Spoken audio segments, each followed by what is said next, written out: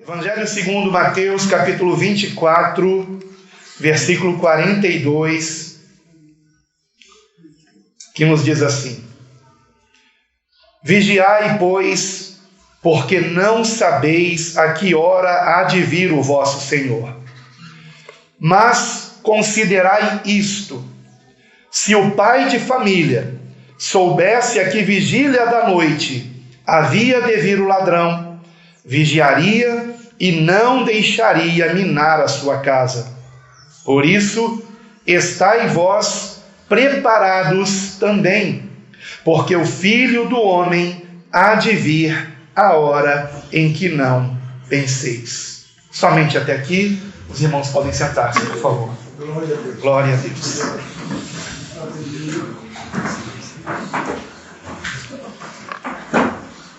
Eu creio que todos vocês que conhecem a palavra de Deus, que já são convertidos a Cristo, devem estar percebendo que os sinais que apontam a vinda do Senhor estão quase todos já cumpridos. E os últimos sinais estão se cumprindo. De modo que todos nós sabemos que o Senhor está perto de vir. Como o próprio pastor Álvaro acabou de dizer, estamos hoje no 3º aniversário desta igreja, e se o Senhor não voltar dentro de um ano, estaremos cumprindo o 4º aniversário. Sabemos que estamos muito perto do retorno do Senhor. E sabemos também que, por conta disso, tempos ainda mais difíceis estão por vir até a sua vinda. E essa parábola que nós acabamos de ler, nesses 3 versículos de Mateus capítulo 24, esta parábola ilustra a necessidade que nós temos de vigilância. Como você vê no versículo 42, onde o Senhor Jesus começa dizendo: vigiai, vigiai. Vigilância. Foi dito também a respeito de vigilância aqui pelo pastor Álvaro, no início do culto.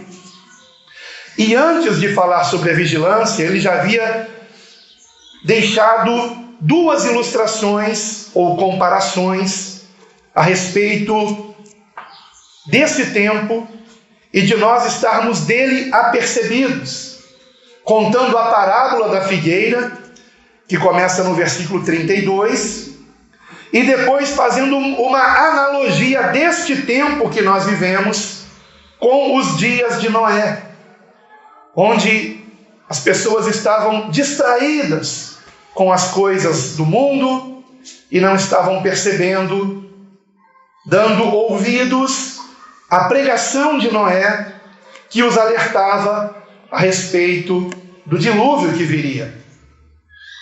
Não lhe deram ouvidos, e o final da história vocês sabem. E a partir desse versículo 42, ou seja, após ter contado a parábola da figueira, após ter feito uma analogia deste tempo do fim com os dias de Noé, a partir do versículo 42, o Senhor explica que vigiar, e isso é muito importante entendermos, não significa apenas percebermos que chegou o tempo do fim. Guarde isso. Vigiar não significa apenas nós percebermos que chegou o tempo do fim. Eu creio que todos nós aqui percebemos isso. Todos nós aqui. Mas não significa apenas isso. Mas principalmente nos prepararmos para vivermos esse tempo. Vigiar não significa apenas estar apercebido dos sinais do fim, mas estarmos preparados para este fim. Preparados para o retorno do Senhor. E como nos prepararmos? Esta é a pergunta que a palavra de Deus vai nos responder hoje aqui. E é claro que o Senhor não nos deixou sem resposta. Porque logo após contar a parábola que nós acabamos de ler no início desta mensagem, versículos 42, 43 e 44, o Senhor vem nos contar 4 parábolas que nos ensinam como estarmos preparados para esse tempo do fim.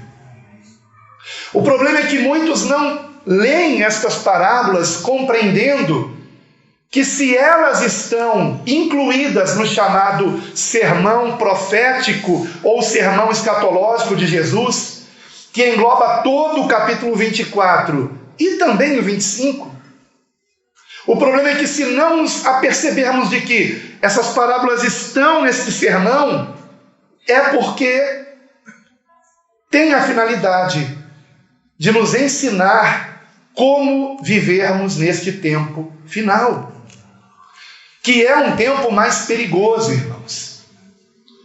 É o tempo mais perigoso de toda a história humana sobre a face da terra. Certamente nos dias de Noé não havia televisão, não havia cinema, não havia internet, e mesmo assim a humanidade estava mergulhada no pecado.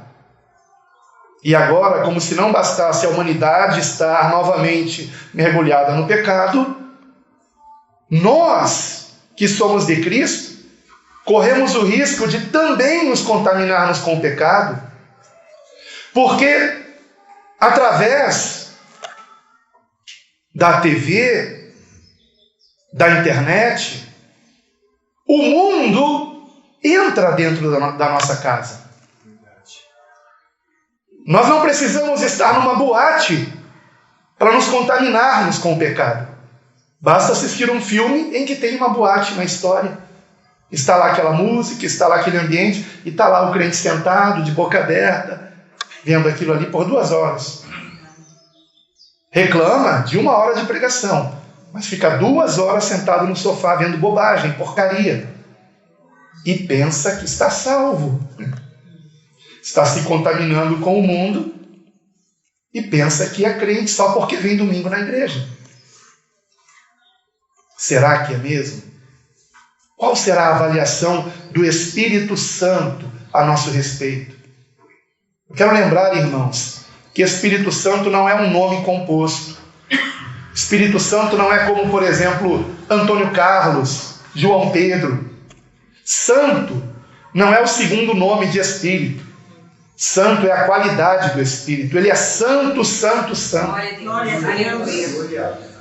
E domingo nós queremos ser cheios do Espírito Santo e ao longo da semana nos contaminamos com o mundo e esperamos um avivamento quando nos reunimos. Que hipocrisia! E esse é o primeiro cuidado que nós temos que tomar. A primeira parábola que nós encontramos encontra-se no capítulo 24, do versículo 45 ao 51,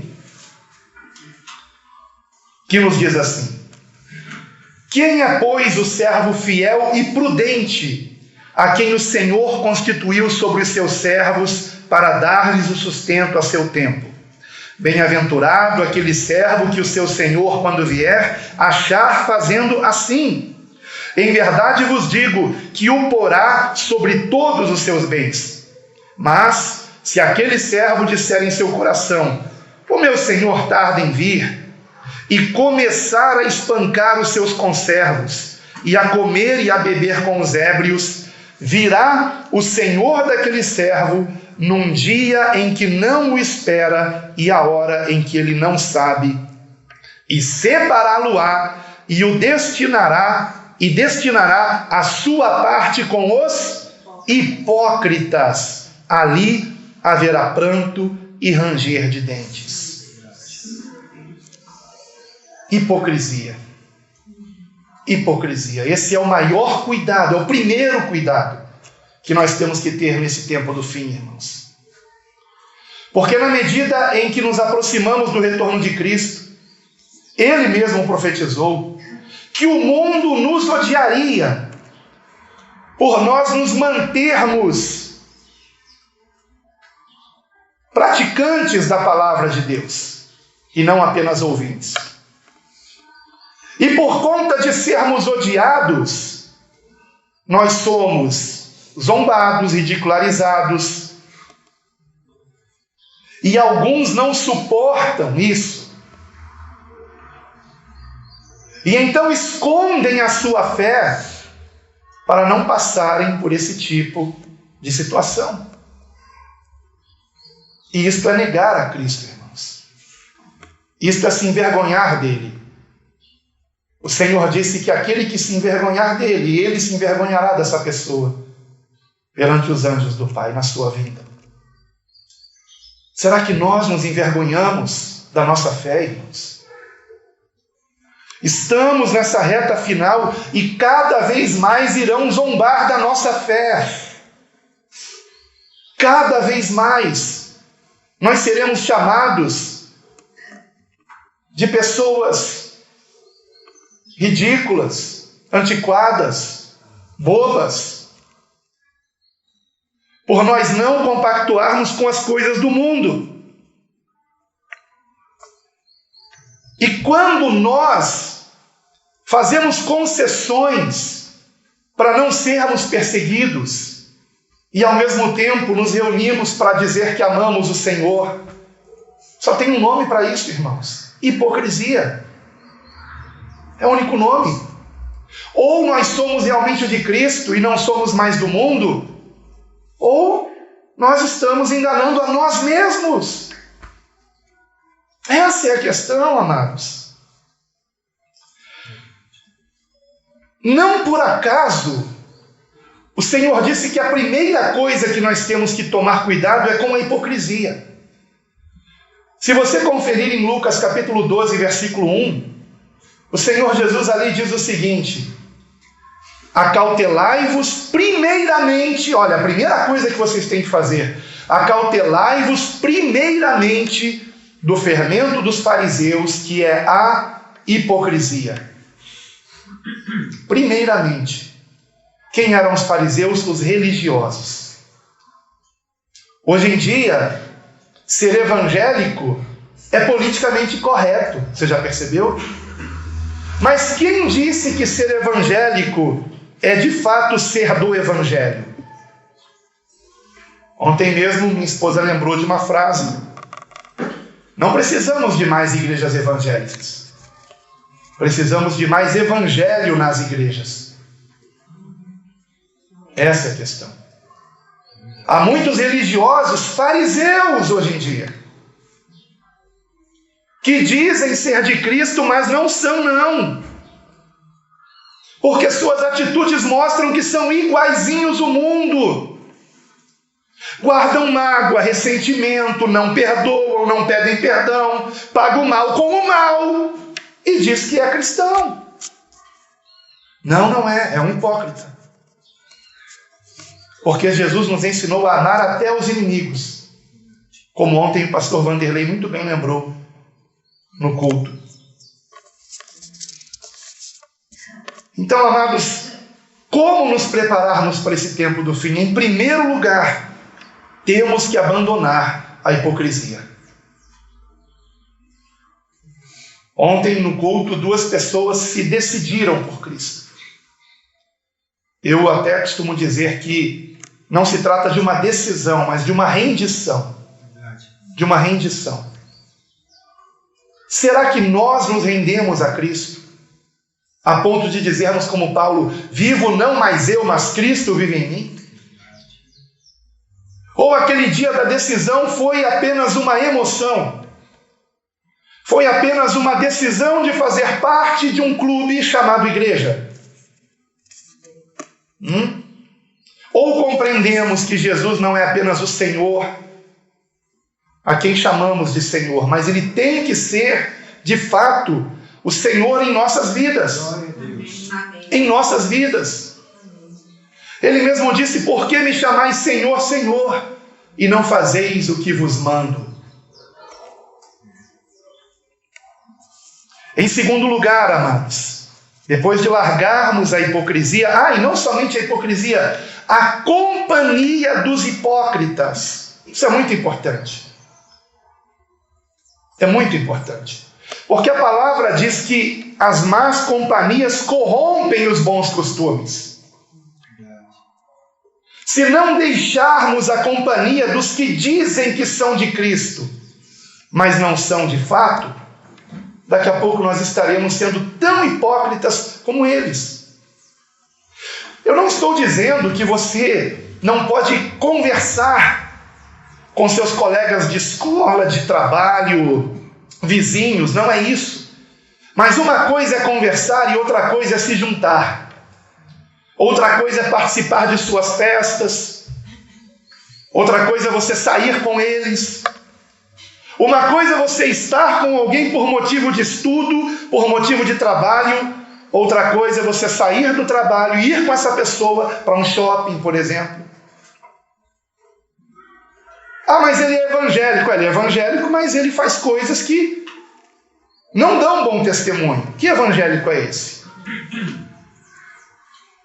Que vive como o mundo, que fala palavrão. Eu não vou aqui ficar citando. Você sabe do que eu estou falando.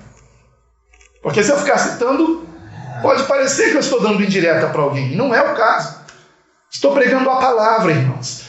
Não apenas temos que deixar a hipocrisia, temos que deixar a companhia dos hipócritas. Por que eu digo isso? Porque no versículo 49 está escrito que se aquele servo, vou ler o 48 para o melhor entendimento, mas se aquele mau servo disser no seu coração, o meu senhor tarde virá, e começar a espancar os seus conservos, e a comer e a beber com os ébrios. Então ele estava com essas pessoas.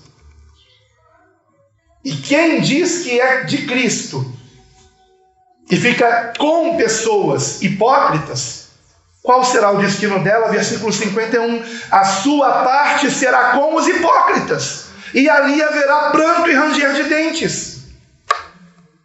Esse é o destino que queremos, irmãos? Choro e ranger de dentes? Para toda a eternidade? Mas esse é o destino de quem brinca com as coisas de Deus. Se em primeiro lugar nós temos que abandonar a hipocrisia e os hipócritas, em segundo lugar, nós temos que estar perto de pessoas que realmente amam o Senhor. Porque há dois grupos de pessoas que dizem Jesus Cristo é o Senhor. Os que de fato o amam e por isso o obedecem, e aqueles que dizem que são de Cristo apenas de boca, mas não o amam de fato. Talvez façam parte de uma igreja apenas pelo social. É bonito dizer que é crente. E o pior, muitas pessoas se escondem na igreja. Muitas pessoas usam a capa de evangélico para esconder os seus pecados, para se aproveitar de parecerem santos. Podem enganar muitas pessoas, mas não enganam o Senhor. Não enganam o Senhor. E nessa próxima parábola, que é chamada a parábola das 10 virgens, há uma palavra-chave aqui. Assim como havia na primeira parábola que vimos, a palavra-chave está no versículo 51, hipócritas. Hipócritas. Já nessa parábola, que todos vocês evidentemente conhecem, das 10 virgens, onde 5 eram sábias, prudentes, e tinham azeite em suas lâmpadas, e não apenas lâmpadas, e as outras 5 eram tolas, e não haviam levado azeite consigo suficiente, e por conta disso, no versículo de número 12 do capítulo 25, estamos agora em Mateus 25, versículo 12. A chave está nas 3 últimas palavras do versículo 12. Não vos conheço. Não vos conheço. Ou nós somos conhecidos do Senhor, ou nós somos hipócritas, e o Senhor não quer comunhão com hipócritas. Essa palavra conheço, no grego, não é apenas conhecer de ouvir falar, saber quem é. Não, é uma palavra mais profunda que significa intimidade. O Senhor está dizendo: eu não tenho intimidade com vocês. Eu não tenho intimidade com vocês. E esse é o ponto. De que adianta, irmãos, nós estudarmos a Bíblia, até fazermos seminário, PhD, ser doutor em divindade? Eu acho tão ridícula essa frase. Doutor em divindade. É impressionante isso. Ele é um mestre, sabe tudo sobre Deus. Uau! Hã? Conhecer tudo da Bíblia, de Gênesis a Apocalipse. Hoje eu vejo muita gente querendo: eu quero estudar a Bíblia, eu quero estudar a Bíblia. Para que você quer estudar a Bíblia? Para quê? Para arrotar conhecimento? Para parecer que sabe mais que os outros? Para no final de uma pregação chamar a atenção do pastor e falar: pastor, olha isso, eu não sabia não, isso aqui, ó, o senhor podia ter falado aí na mensagem, não falou, por quê?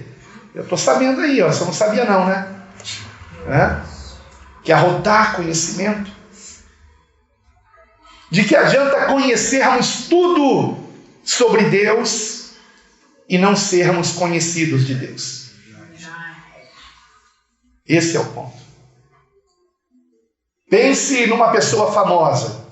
Vocês sabem que pessoas famosas sempre têm tietes atrás deles, não é? Atrás delas. Pense numa pessoa famosa qualquer. Bem famosa mesmo. Roberto Carlos? Pode ser. Roberto Carlos. Então vamos lá. Eu não sei onde ele mora, mas deve ser numa mansão, né? Ele deve ter várias mansões, não é verdade? Com certeza. Então pense no Roberto Carlos. Pense em alguém que sabe tudo do Roberto Carlos.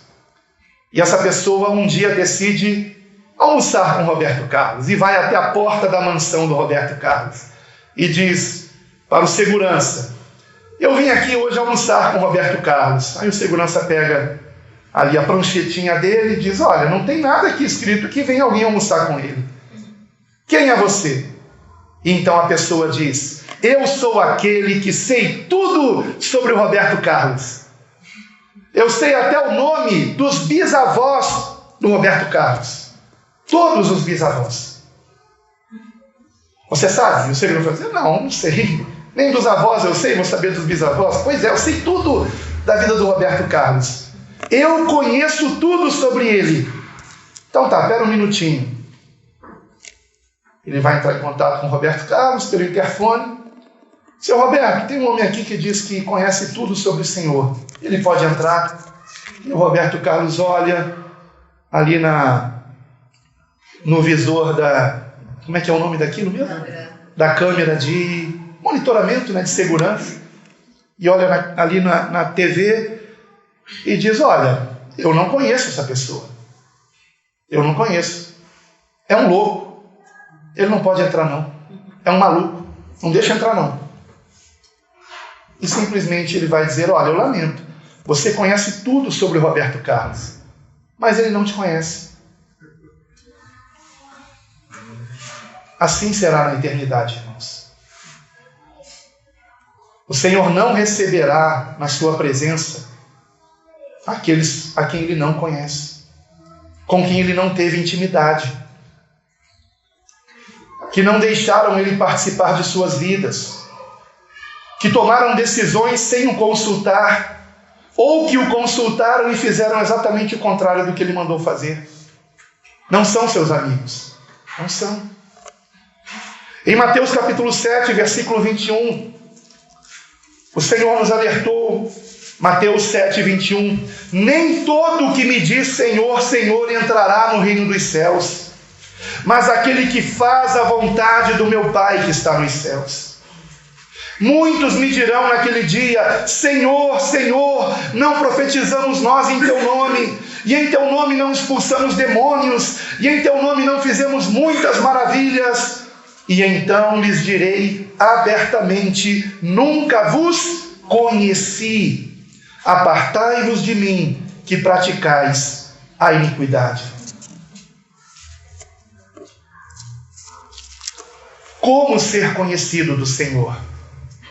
Vocês sabem que o primeiro princípio do nosso ministério é: a Bíblia explica a própria Bíblia. 1 Coríntios capítulo 8 tem a resposta.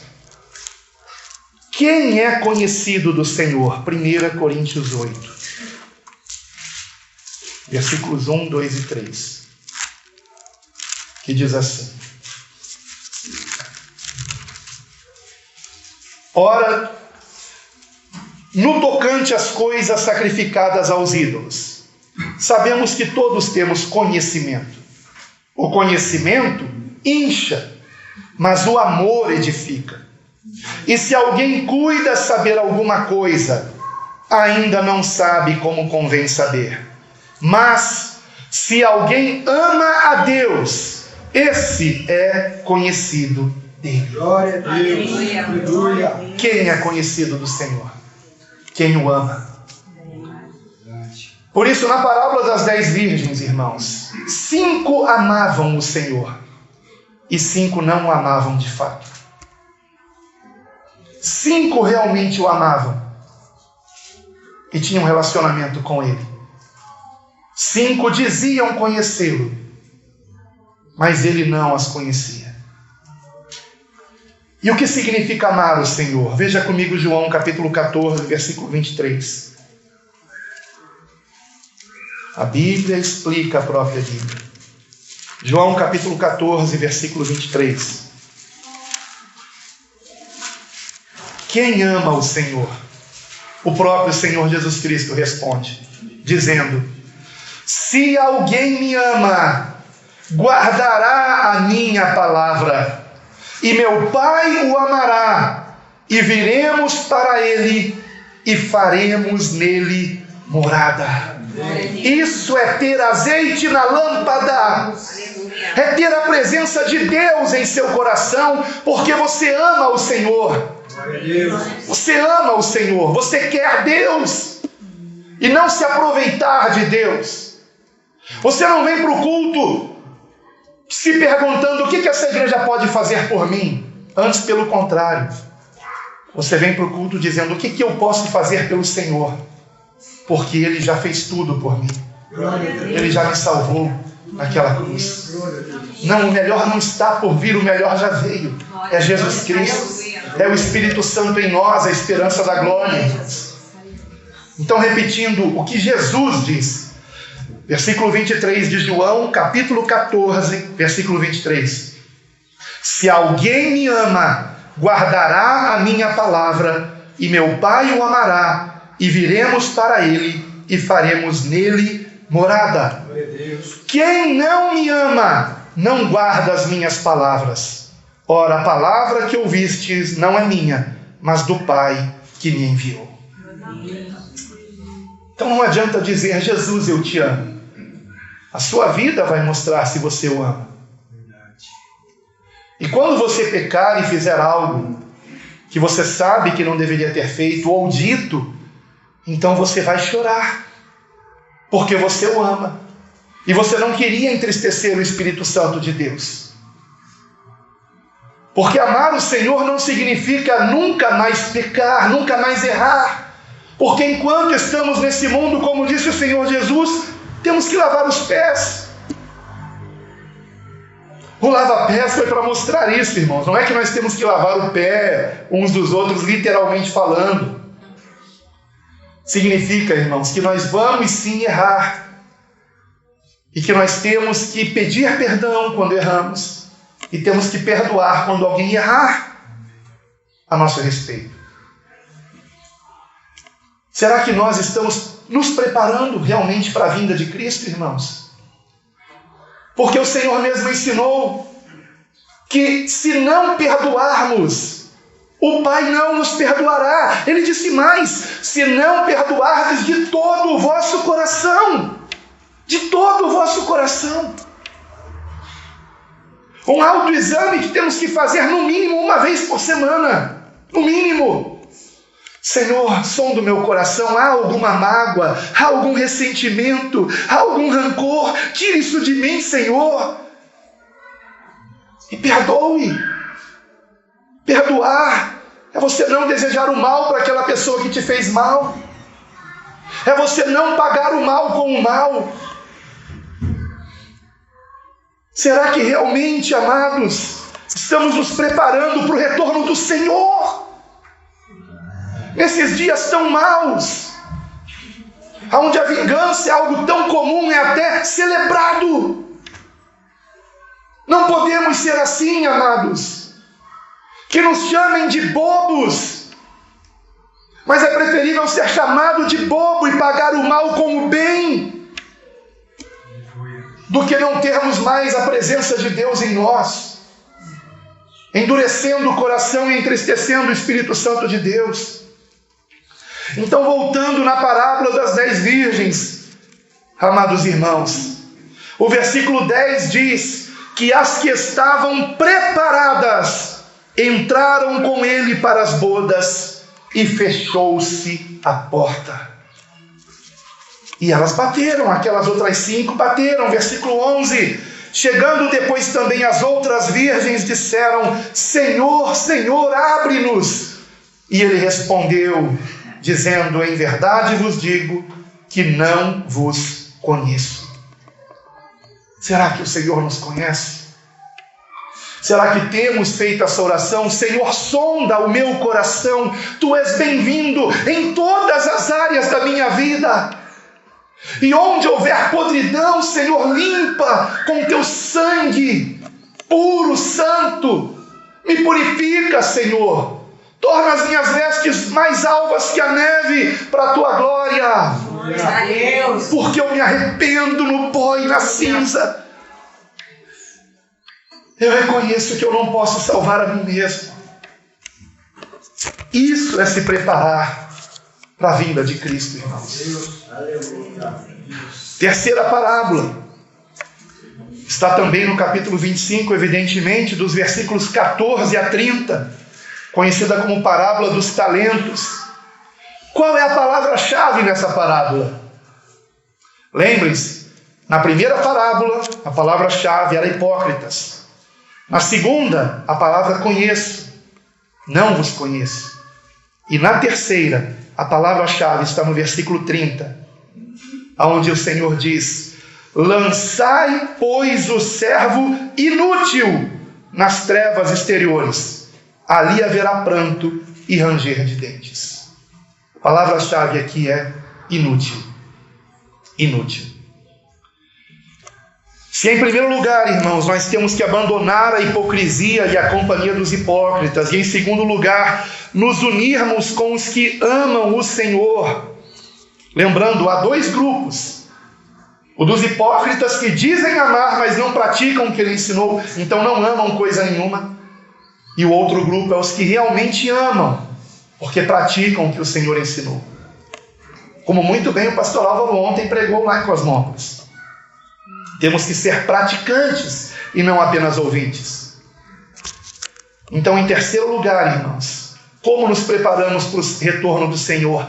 Praticando o que recebemos do Senhor. Essa parábola dos talentos, você sabe, um recebeu 5 talentos, outro recebeu 2 talentos, outro recebeu 1 talento. E ora, quando eles receberam aqueles talentos, o interessante da parábola é que não é dito para eles multiplicarem aqueles talentos. Não é dito isso. Não é dito. Então aquele que recebeu apenas 1 talento, que era o que justamente pouco tinha que se esforçar, ele escondeu o talento. Escondeu o talento para devolver ao Senhor na sua vinda.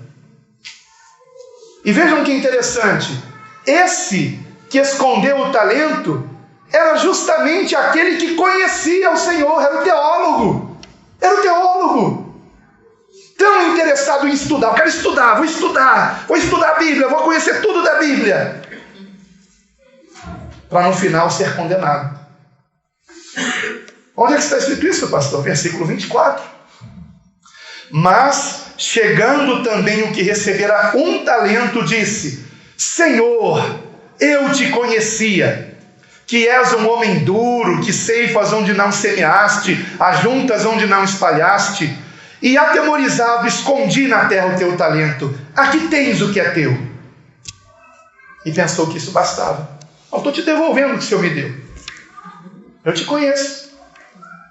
Eu sei que o Senhor pode pegar isso e multiplicar, porque o Senhor, como diz aqui o texto, ceifas onde não semeaste e ajuntas onde não espalhaste. Não há impossíveis para ti. Toma o que o Senhor me deu, toma. Estou te devolvendo. E qual foi a resposta do Senhor? Versículo 26.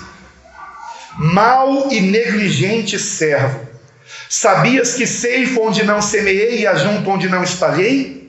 Devias então ter dado o meu dinheiro aos banqueiros, e quando eu viesse, receberia o meu com juros. Tirai-lhe, pois, o talento, e dai-o ao que tem os 10 talentos. Será que nós apenas conhecemos o Senhor? Porque esse aqui conhecia. E o Senhor diz: então você me conhecia. Você sabia que eu tenho todo o poder. Quantos teólogos vão para o inferno? Eu quero aqui dizer que eu não sou contra o estudo. Eu estudo a palavra. Eu sou contra o estudo pelo estudo. A pessoa estudar para rotar conhecimento, para dizer que sabe mais. Essa é a motivação errada. E nós temos que tomar muito cuidado com isso, irmãos. O Senhor Jesus nos ensinou que servo inútil, preste atenção nisso, a palavra-chave aqui é inútil. O Senhor não quer que sejamos inúteis. O Senhor nos ensinou que servo inútil é aquele que faz apenas o que lhe foi mandado. Isso está em Lucas capítulo 17, versículo 10. Então, repito, esses 3 servos ganharam talentos. Um ganhou 5, outro ganhou 2, outro ganhou 1. Não foi dito a eles: multipliquem os talentos. Não. Foi dado o talento para eles. Eles receberam. 2 deles tiveram a iniciativa de trabalhar em cima desses talentos, de ir além, de no retorno do Senhor lhe dar mais do que receberam, de fazer mais do que era o esperado. E por isso foram elogiados, e foram premiados, recompensados. Mas aquele outro, inútil, que o Senhor chamou de inútil e de mau e de negligente, 3 características tinha esta pessoa.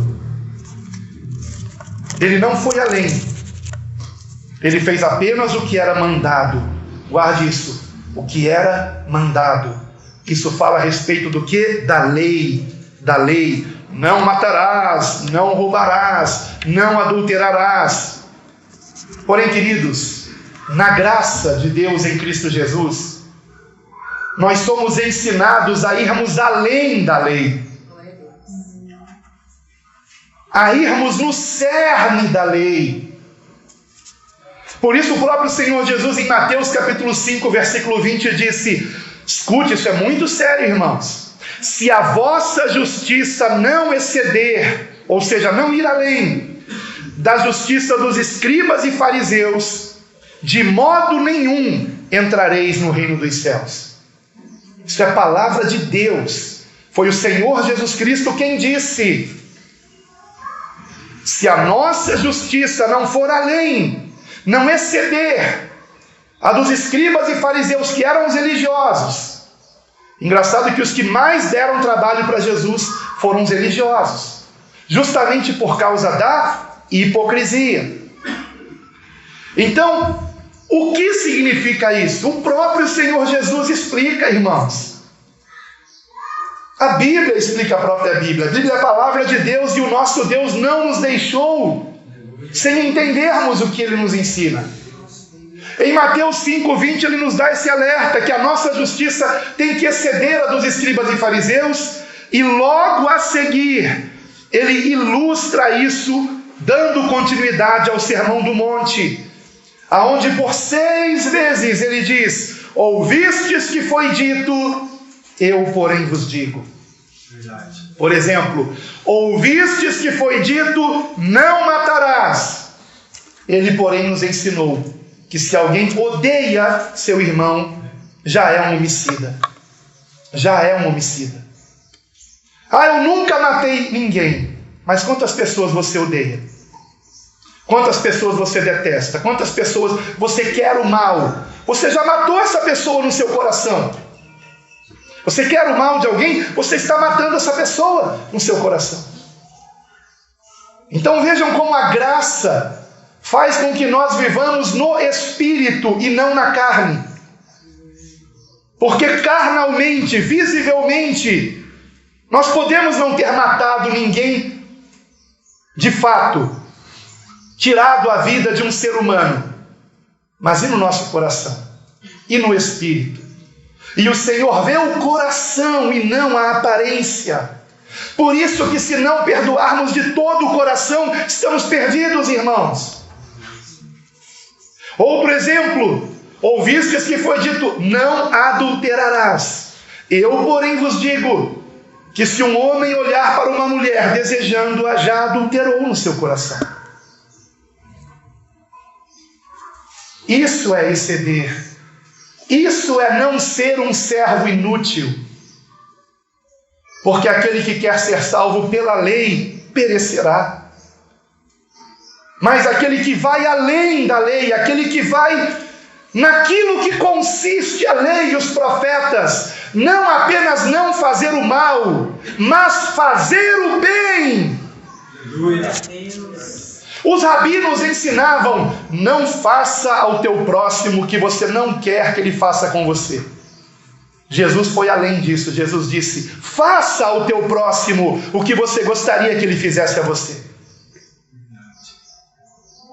Percebam que nós vamos chegar lá, vamos encerrar com a parábola dos bodes e das ovelhas. E como nós vamos encerrar com essa parábola, nós já podemos então ir para ela agora. E eu quero convidar você. Não, pode deixar. Obrigado. Quero convidar você a prestar atenção que a próxima parábola é a parábola justamente que conta a separação dos bodes e das ovelhas. Começa no capítulo 25, versículo 31 em diante. Na minha Bíblia tem um subtítulo, Julgamento das Nações. E a chave para nós entendermos o que o Senhor está nos ensinando, como temos que nos preparar para a sua vinda. E note, todas essas parábolas falam da vinda. Da vinda. Todas elas. Será que estamos nos preparando de acordo com o que Jesus nos ensinou, irmãos? Com o que Ele nos ensinou. E não com o que youtubers estão querendo ensinar. Se prepare para a nova ordem mundial. Faça um bunker embaixo da terra. Quem vai se esconder embaixo da terra é quem teme a vinda de Cristo. Ele nos mandou olhar para cima e nos alegrarmos quando víssemos os sinais se cumprindo. Em momento algum o Senhor disse, se escondam. Não, porque Ele é o nosso refúgio. Não há lugar nessa terra para se esconder do anticristo. Não tenha expectativas acerca do anticristo. Tenha expectativas acerca de Cristo que está vindo. E se alegre, se alegre, se alegre. Aleluia! O Senhor vem. A Deus toda a glória. A Deus toda a glória. Aleluia. Louvado seja o Senhor. A chave aqui está no versículo 40, onde o Senhor Jesus diz, a mim o fizestes. Essa é a chave. A mim o fizestes. Se em primeiro lugar nós temos que deixar de ser hipócritas e nos afastarmos da hipocrisia. Se em segundo lugar nós temos que amar o Senhor e andar com aqueles que amam o Senhor, fazer parte do grupo correto, das 5 virgens que tinham azeite. Por que elas tinham azeite? Por que elas tinham a presença de Deus nelas? Porque elas praticavam o que Jesus ensinou. E por que praticavam? Porque amavam o Senhor. Então esse é o ponto, amar o Senhor. Se em terceiro lugar nós temos que ir além da lei, nós temos que não apenas não fazer o que é errado, não matar, não roubar, não adulterar, mas fazer o que é certo, perdoar, ter misericórdia, pagar o mal com o bem. Em quarto e último lugar, irmãos, ensinamentos de Cristo, nós temos que perseverar em amar o nosso semelhante. E não poderia ser diferente, irmãos. O Senhor deixou para o final esse alerta, porque Ele mesmo disse em Mateus 24 que nos últimos dias o amor de muitos esfriaria. Como está o nosso coração em relação ao sofrimento do nosso semelhante, em relação à dor do nosso próximo? Como está? Será que nos compadecemos? Será que temos misericórdia do nosso semelhante? Se ele tem fome, lhe damos de comer, mesmo que ele seja um pecador. Se ele tem sede, lhe damos de beber. Se ele está com frio, nós compartilhamos com ele um agasalho nosso que está sobrando no guarda-roupa. Se eu tivesse Facebook, Instagram, eu escreveria uma frase para compartilhar, ou status no WhatsApp: não compre mais cabides, doe mais roupas. Amém. Toda vez que você for comprar cabides, se lembre disso. Você está precisando de cabides? Talvez não, você está precisando de mais doação, doar mais. Você já tem quantos casacos? Já tem quantas calças compridas? Tem pessoas que não têm uma calça comprida, que não vêm no culto porque não tem uma calça comprida, ficam com vergonha de vir de bermuda. Será que nós nos importamos realmente com o nosso próximo, irmãos?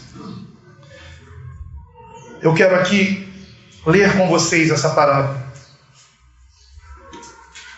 Mateus capítulo 25, versículo 31 em diante. E quando o Filho do Homem vier em sua glória, e todos os santos anjos com ele, então se assentará no trono da sua glória. E todas as nações serão reunidas diante dele. E apartará uns dos outros, como o pastor aparta dos bodes as ovelhas. E porá as ovelhas à sua direita, mas os bodes à esquerda. Então dirá o rei aos que estiverem à sua direita: vinde, benditos de meu Pai, possuí por herança o reino que vos está preparado desde a fundação do mundo. Porque tive fome e me destes de comer, tive sede e me destes de beber, era estrangeiro e me hospedastes, estava nu e me vestistes, adoeci e me visitastes, estive na prisão e fostes me ver. Então os justos lhe responderão, dizendo: Senhor, quando te vimos com fome e te demos de comer, ou com sede e te demos de beber? E quando te vimos estrangeiro e te hospedamos, ou nu e te vestimos? E quando te vimos enfermo ou na prisão e fomos ver-te? E respondendo o rei lhes dirá: em verdade vos digo, que quando o fizestes a um destes meus pequeninos irmãos, a mim o fizestes. Então dirá também aos que estiverem à sua esquerda: apartai-vos de mim, malditos, para o fogo eterno, preparado para o diabo e seus anjos. Porque tive fome e não me destes de comer, tive sede e não me destes de beber, sendo estrangeiro não me hospedastes, estando nu não me vestistes, e enfermo e na prisão não me visitastes. Então eles também lhe responderão, dizendo: Senhor, quando te vimos com fome, ou com sede, ou estrangeiro, ou nu, ou enfermo, ou na prisão, e não te servimos? Então lhes responderá, dizendo: Em verdade vos digo, que quando a um destes pequeninos o não fizestes, não o fizestes a mim. E irão estes para o tormento eterno, mas os justos para a vida eterna. Glória a Deus. Nós vimos aqui 4 parábolas. Em todas elas, nós encontramos o mesmo contexto de alguém que vem para a prestação de contas. Em todas elas, o Senhor vem, irmãos.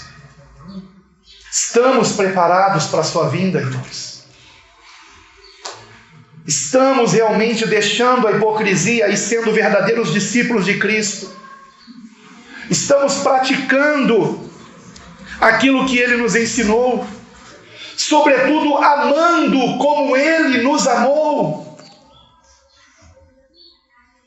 Ou estamos apenas preocupados em nos prepararmos para a crise econômica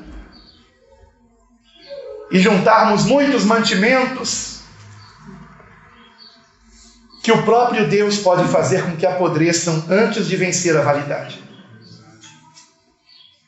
Porque se nós não ajuntamos para compartilhar, nós ajuntamos para a nossa própria perdição. Porque o Senhor nos ensinou a compartilhar. E como é que podemos ter uma despensa cheia sabendo que o nosso vizinho está passando fome? Então, se você tem juntado mantimentos para o fim, para a crise que virá, lembre-se, esses mantimentos não são só para você, são para você dividir com os teus vizinhos, com aqueles que têm fome, com aqueles que não se prepararam dessa forma, porque a principal preparação é a preparação do coração. É nós realmente sermos convertidos de todo o nosso coração. E como nós vivermos isso aqui? Como? Porque, amados, com a nossa carne não conseguimos. Não conseguimos. Como então vivermos tudo isso aqui que aprendemos na palavra de Deus? Ora, a própria palavra nos dá a chave. Não está apenas nesse versículo, mas eu gosto dele. Romanos capítulo 5, versículo 5, que diz que o amor de Deus é derramado em nosso coração pelo Espírito Santo que nos foi dado. Glória a Deus. Como vivermos esse amor? Nos enchendo do Espírito Santo. Nos enchendo. Senhor, me muda. Me transforma. Eu não consigo por mim mesmo, mas o Senhor tem todo o poder para me mudar, para me transformar. Eu me rendo a Ti. Muda-me, Senhor. Dá-me do Teu Espírito Santo, para que eu seja uma nova criatura, para que eu consiga abandonar a hipocrisia, para que eu consiga perdoar, para que eu consiga pedir perdão, para que eu consiga pagar o mal com o bem, para que eu consiga ter misericórdia quando eu ver alguém sofrendo, e não fazer isso para aparecer, mas fazer o bem sem tocar trombeta, sem ficar dizendo, eu fui em tal orfanato e fiz isso e aquilo. Hipócrita! Você está fazendo para aparecer. Quantos dão uma quentinha para o morador de rua com uma mão e com a outra estão tirando a selfie? Para parecer que são tão bonzinhos. Que os teus atos de amor sejam secretos. Deus está vendo. Deixem os outros te julgarem. Deus está vendo. Ele sabe o que você tem feito. Não fique divulgando as coisas boas que você faz. Não conte nem para o seu cônjuge. Se você deu uma esmola, não conte, não divulgue. Para que você não corra o risco de se ensoberbecer, de ser orgulhoso e entristecer o Espírito Santo. Faça o bem única e exclusivamente para a glória de Deus. É por isso que esse ministério tem essa máxima: a Deus toda a glória. A glória não é minha, a glória não é nossa, a glória é dele. A ele, porque dele, por ele, para ele são todas as coisas. Glória, pois, eternamente a ele. Amém. Aleluia. Louvado seja o Senhor. A Deus toda a glória. Toda a obra é tua, Senhor. Salva-nos, Senhor. Salva-nos, Senhor. Eu quero convidar você a orar junto comigo, buscando o Espírito Santo de Deus. Oh, Deus.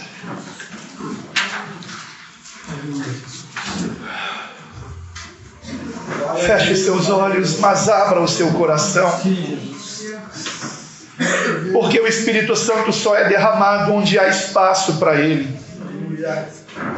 Eu não posso encher um copo de água se ele está cheio de barro, se ele está cheio de excremento. Eu não posso enchê-lo de água, de coisa alguma, porque ele já está cheio. Temos que nos esvaziar. Temos que nos esvaziarmos de nós mesmos. Temos que pedir perdão por sermos egoístas, vaidosos, gananciosos, hipócritas, meros religiosos. Ajuda-nos a viver o teu evangelho, Senhor. Ajuda-nos a nos importarmos com o nosso semelhante. Quantas vezes pecamos nisso, Senhor? Quantas vezes passamos por um morador de rua e viramos o rosto para o outro lado? Nem sequer lhe damos uma saudação. Às vezes, tudo que eles mais precisam não é de dinheiro, é de amor, é de atenção, é de uma oração, é de conhecer o teu amor. Pai, enche-nos desse amor. Faça-nos viver para a tua glória. Ó Senhor, faça-nos chorar por aqueles que sofrem. E sabemos que quanto mais se aproxima a tua vinda, maior será o número de pessoas sofrendo. Obrigado, Senhor, por nos mostrar a nossa maldade. Só tu és verdadeiramente bom. Somos maus, somos egoístas, somos orgulhosos. Ó Senhor, trabalhe em nosso coração, a começar por mim, Senhor. Essa palavra também me fere, Senhor. Eu não sou melhor que os meus irmãos. Muda-nos, ó Senhor. Ajuda-nos, Pai, a vigiar. Ajuda-nos a vigiar, Pai. Ajuda-nos, Pai querido, a não nos distrairmos com as coisas desse mundo, a não nos contaminarmos com ele, a não estarmos imitando a maldade desse mundo, a indiferença desse mundo, o materialismo desse mundo, o egoísmo desse mundo. Ajuda-nos, ó Senhor, a nos enchermos cada dia mais no teu Santo Espírito, pela meditação na tua palavra, nos ensinamentos de Cristo, tão preciosos, eternos, porque o céu e a terra passará, mas as tuas palavras jamais passarão. Disse o Senhor, a tua palavra é o maior tesouro. Quantas vezes nós o desprezamos? Quantas vezes, ó Senhor, desprezamos a meditação na tua palavra?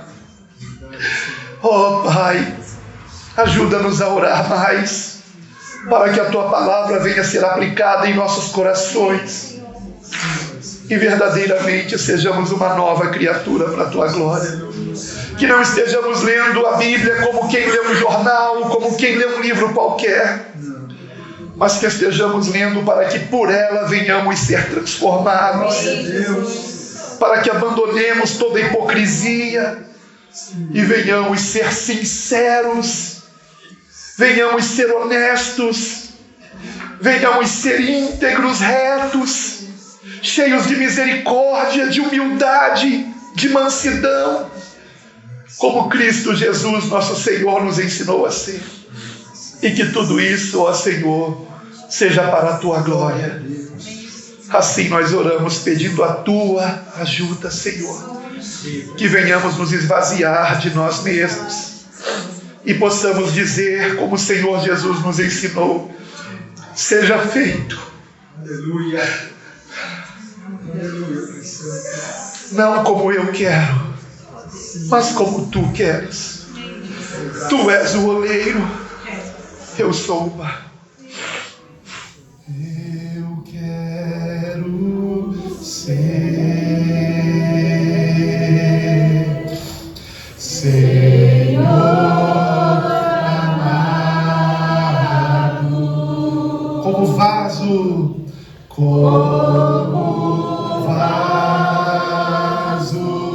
nas mãos do oleiro. Quebra minha vida,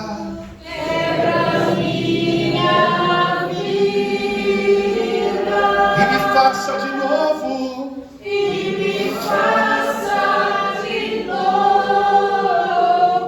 eu quero ser,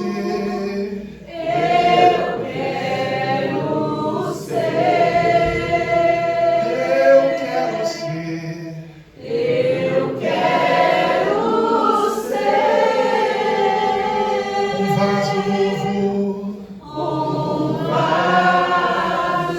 novo. Agora diga assim: como Tu queres, como Tu queres, Senhor amado,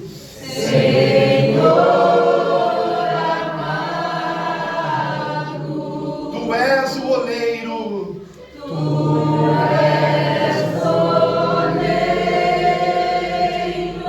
e eu o vaso.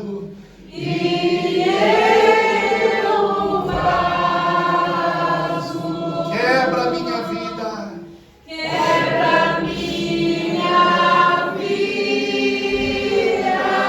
me faça de novo,